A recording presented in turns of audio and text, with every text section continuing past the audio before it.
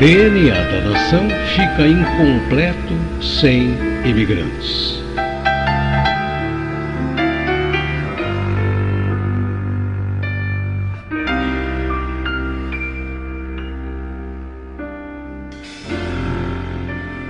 Da coluna do jornalista Haroldo Murat Eigertz.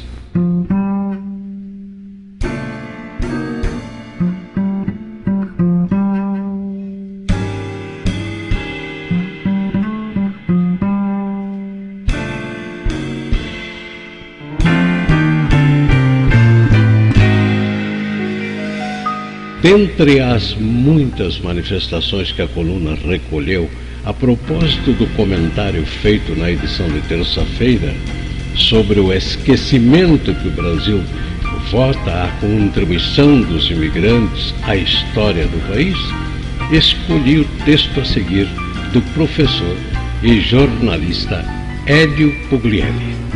Oportuníssimo.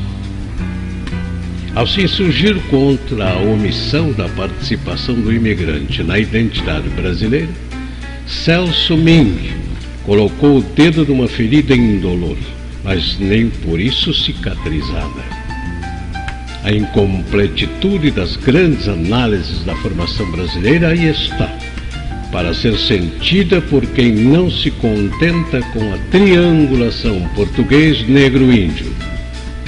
E além de omissões, equívocos óbvios.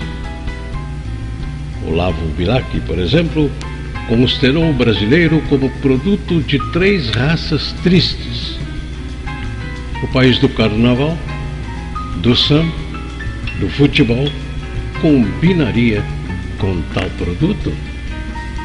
De um poeta que lida com metáforas não se pode cobrar objetividade.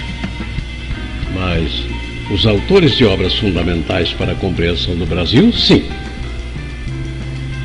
O Fati aludia simbolicamente à tristeza dos desertos, das matas e do oceano, à orfandade de selvagens, cativos e marujos, e nos emocionamos com os versos, assim como com as lágrimas salgadas que contribuem para o grande mar português, anunciado por Fernando Pessoa. Emoções à parte, não temos ainda a obra-chave para a compreensão da brasilidade. Muitos chegaram perto, e não é o caso de elencar seus nomes, muito conhecidos dos estudiosos e citados no artigo de Ming. Wilson Martins, que não foi citado, deu a sua densa contribuição por intermédio da história da inteligência brasileira e, mais especificamente, com o Brasil diferente.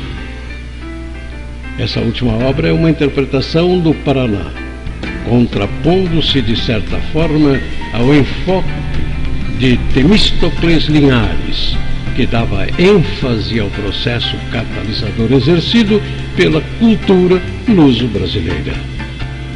Em oposição, Wilson Martins dá destaque à contribuição dos fluxos étnicos que compõem a paisagem humana do Paraná.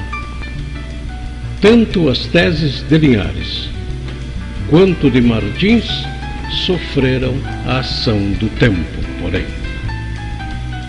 Temístocles, adepto e assessor de Bento Munhoz da Rocha Neto, participou da organização dos festejos do centenário de emancipação política do Paraná em 1953, quando Bento era governador.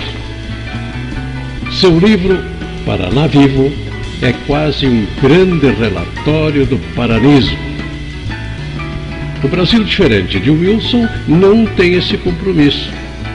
É um bom exemplo de abordagem abrangente da convergência étnica que caracteriza não só o Paraná, como todo o sul do país, além de estados como Espírito Santo e Minas Gerais.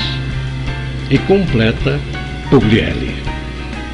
Essa abordagem sofreu ação do tempo na medida em que o movimento imigratório foi sucedido por uma segunda etapa, na qual muitos dos descendentes de imigrantes se transferiram para outros estados, além dos que foram mencionados em grandes fluxos migratórios. Como principais protagonistas devem ser citados os ítalo e teuto-brasileiros que, partindo do Rio Grande do Sul, Santa Catarina e Paraná, alargaram a fronteira agrícola até o extremo norte brasileiro, passando pelo Cerrado e a floresta amazônica. Essas novas gerações de brasileiros desempenham hoje papel atuante na economia agrícola, nem sempre em adequação com os interesses de preservação da flora originária.